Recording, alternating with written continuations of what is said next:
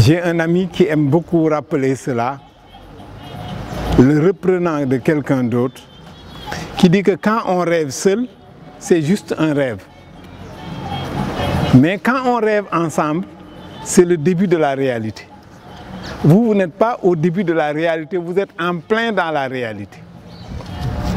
Cette réalité, c'est d'avoir transformé votre rêve en énergie supportée par une technologie conçue dans le cadre de la coopération, mais réalisée en notre sein avec nos étudiants.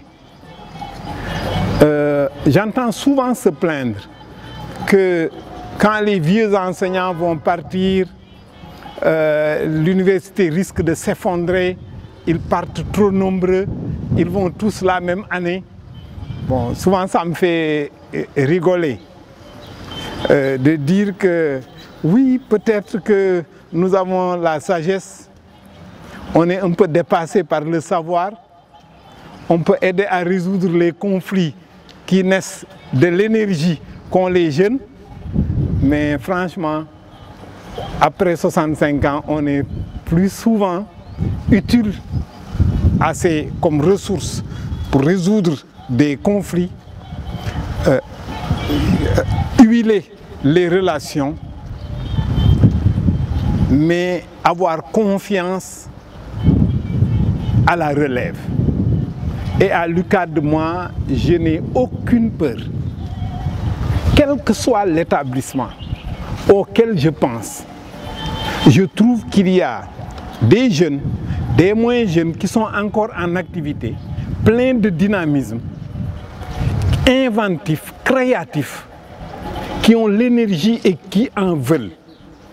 Il y a des étudiants prêts à aller avec leurs enseignants, relever des défis.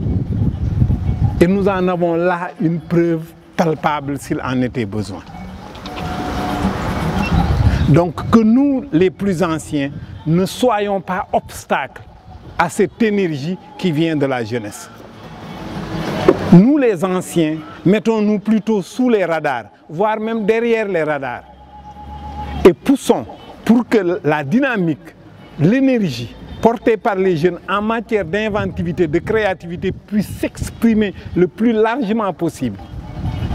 Et que les pouvoirs publics soutiennent cette énergie, soutiennent cet effort pour que l'université soit la véritable université africaine. On pense souvent que l'université, c'est un produit occidental.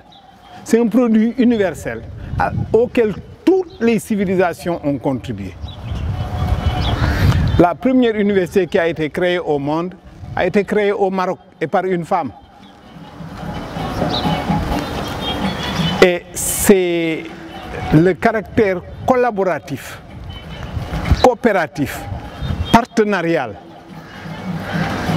dans un lieu de production de savoir scientifique, et la science ne peut être science que quand elle est universelle, c'est-à-dire faite de l'apport de tous et de chacun. Il n'y a pas de complexe à se faire. Vous avez, vous, jeunes Sénégalais,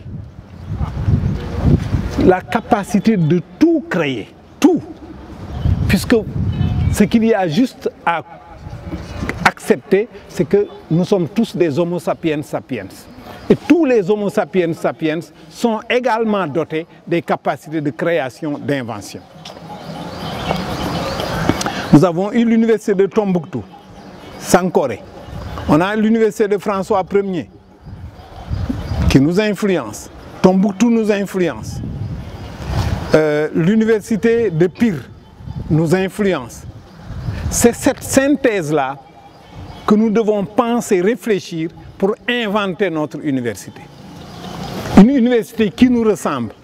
Une université où on est capable de faire de la recherche et de la recherche de très haut niveau, où on est capable de rêver collectivement, où on est capable de transformer ce rêve collectif au service des populations.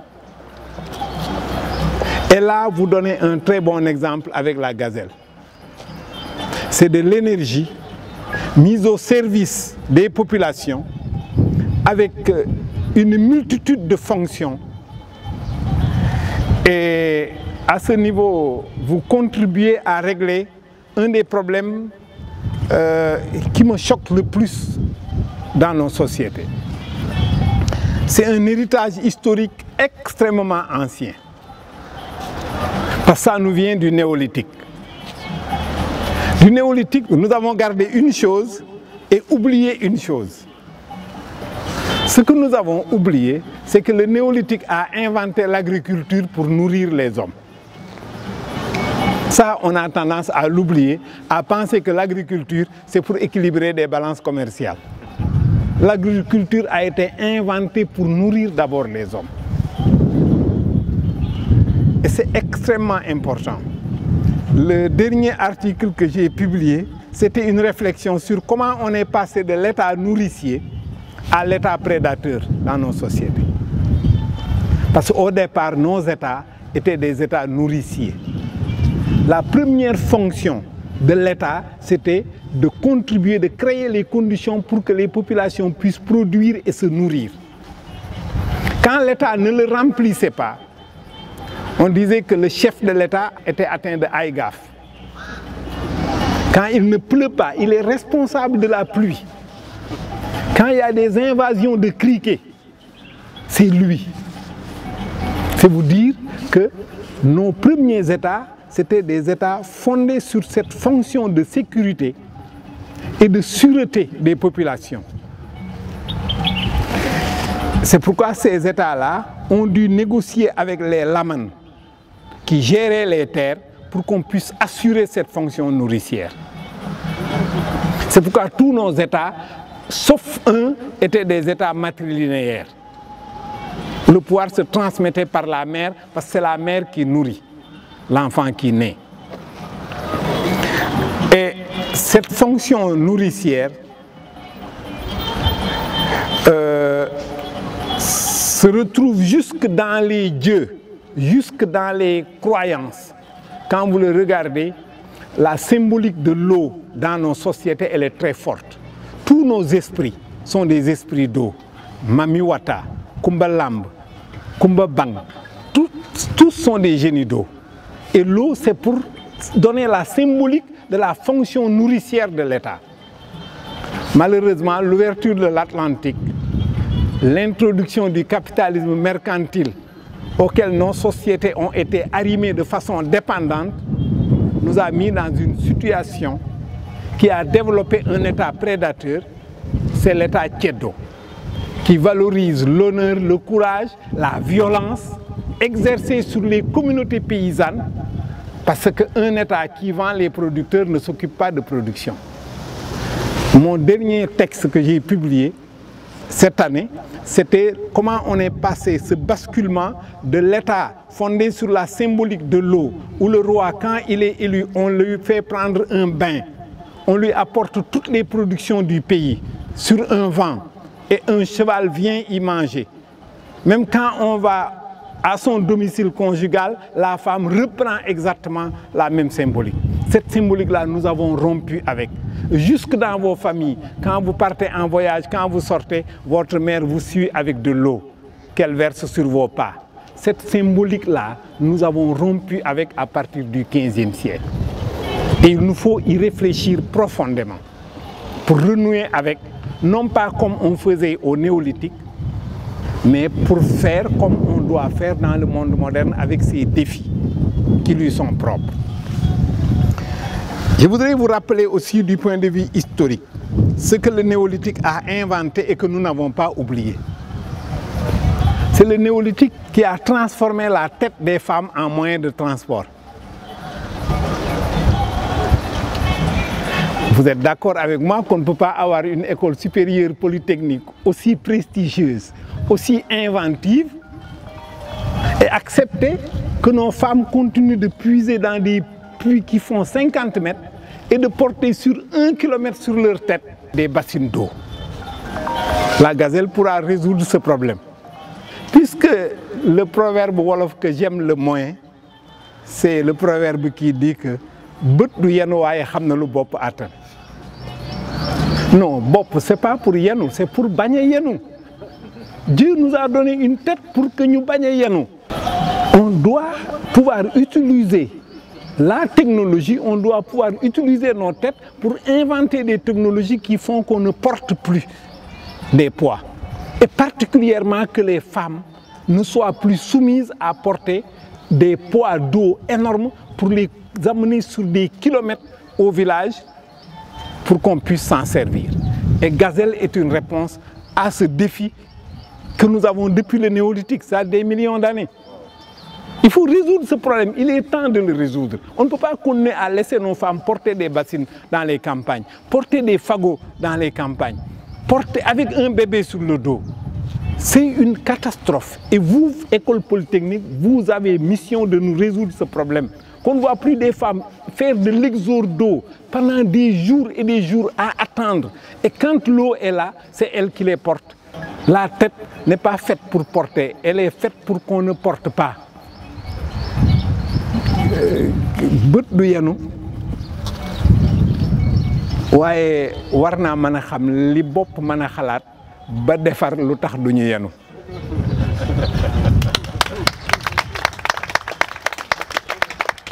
Deuxième rappel historique que peut-être les professeurs d'histoire ne voulons pas enseigner. Je parlais tout à l'heure de l'État nourricier. Savez-vous que le premier État qu'on a eu ici, le premier modèle d'État qu'on a eu en Sénégambie, dans cette région où nous sommes, c'était un État technologique. Malheureusement, quand nous avons eu le contact avec l'Atlantique, avec d'autres transformations internes de nos sociétés, nous avons déclassé nos techniciens, nous les avons déclassés et mis au ras de la société. Les premiers États qui ont émergé ici, c'était des États de métallurgistes. Je ne dis pas de forgerons, parce que le forgeron, c'est celui qui utilise le fer. Mais celui qui crée le fer, qui prend la terre, le minerai, il met de l'énergie avec des bas fourneaux ou des hauts fourneaux ailleurs, utilise de l'énergie jusqu'à faire fondre le minerai, récupérer le minerai et en faire un outil au service du paysan. Ce sont les premiers qui ont créé un État parce qu'ils avaient une maîtrise technologique qui était la maîtrise de la métallurgie du fer. Ce sont les Diaogo qui ont créé le premier État que nous avons eu dans cette région. C'était un État de technologues. Comment avons-nous pu perdre cet héritage? Parce que ces forgerons, ces métallurgistes qui maîtrisaient la technique de production du fer ont voulu garder le secret du fer. Et c'est sur cette base qu'ils avaient construit leur hégémonie pour dominer l'État, pour contrôler l'État. Donc ils ne voulaient pas que ça se diffuse dans la société. Si vous vous rappelez dans Sundiata ou les Popé Mandeng, c'est Soumanguru, c'est un forgeron qui contrôle l'État. Et qui va lui enlever le secret? C'est une femme. Il épouse la sœur de Sundiata qui lui vole le secret et qui transmet le secret. L'ergot de coq pointé sur la flèche qui tue Soumanguru, ça c'est la technologie du fer qui est symbolisée ici. Mais c'est une femme qui l'a volé. Donc, les forgerons, les métallurgistes ont compris que s'ils laissaient leurs femmes, les autres groupes épouser leurs femmes, le secret de la métallurgie du fer pourrait se diffuser. Et ils ne contrôleraient plus l'État. Ils ont fait comprendre à tout le monde que leurs femmes étaient dangereuses, que vous ne devez pas y toucher, vous ne devez pas les épouser. Et ça a créé l'endogamie qu'on trouve aujourd'hui dans le système des castes. C'était un moyen, parce qu'à l'époque, il n'y avait pas de brevet, ni de droit d'auteur. L'interdiction des femmes en disant qu'il y a une malédiction quand vous épousez la femme du métallurgiste, c'était une forme de brevet pour protéger le secret de la fabrication. Malheureusement, quand le fer européen est arrivé, beaucoup plus efficace, parce que c'est un fer qui se fait en réduction indirecte, alors que nous avions une réduction directe. Avec la réduction directe, le fer se casse plus facilement, vous ne pouvez pas passer à l'acier. Donc vous ne pouvez pas faire de canon. Donc la défaite qu'on a eue avant la colonisation, c'est d'abord une défaite technologique. Et nous avons relégué nos techniciens au ras de la société. Dans la hiérarchie des castes, le forgeron est considéré comme étant le plus bas, alors que nos premiers rois, nos premiers souverains étaient tous des forgerons. Là, nous avons perdu la bataille. Idéologiquement, on a méprisé le métier, on a méprisé la technique, tout le monde est devenu bureaucrate, aimant être dans le commandement, mais les techniciens, au point de les désigner, Wachirahasu. Donc il y a un travail idéologique à faire pour sortir de ce système-là qui nous compartimente en travailleurs, techniciens et technologues capables de faire avancer la société, d'inventer des outils qui nous permettent d'aller de l'avant, qu'on ne puisse plus les mépriser. Et si on raconte l'origine du mépris à l'endroit du technicien du fer aux enfants très jeunes, ils comprendront que ces gens-là étaient beaucoup plus valorisés. C'est après l'arrivée des autres dynasties, des autres systèmes politiques qui ont valorisé la violence, qui ont entraîné l'émergence de l'État Tiédo, qui était un État plutôt destructeur, un État plutôt prédateur qu'un État producteur. Il nous faut renouer avec cette histoire de la production. Et c'est ce que me rappelle un peu le rêve collectif que vous avez eu de nous produire cet instrument que nous avons entre les mains. Il est grand temps que je me retire et que je vous laisse avec toute ma confiance. Je sais que vous irez de l'avant et que bientôt des millions de gazelles vont circuler dans tout le Sénégal pour apporter ce qui fait le développement. Ce qui fait le développement, c'est l'énergie. Et surtout de l'énergie propre. De l'énergie propre et quasi inépuisable à l'échelle de l'histoire humaine. Donc voilà, monsieur le directeur, monsieur le chef de département, chers collègues, vous êtes sur le bon chemin. Continuez l'effort, évitez les radars et les lumières des médias, ça anesthésie la pensée. Restez à l'ombre, comme a fait notre parrain, caché dans un tout petit laboratoire derrière pour produire ce qu'il a eu à produire. Les savants trop exposés à la lumière des médias risquent de devenir stériles. Restons encore sous les radars et continuons à travailler au service du Sénégal et au service de l'Afrique, au service de l'humanité. Je vous remercie de votre attention et vous félicite très chaleureusement. Merci à tous et à toutes.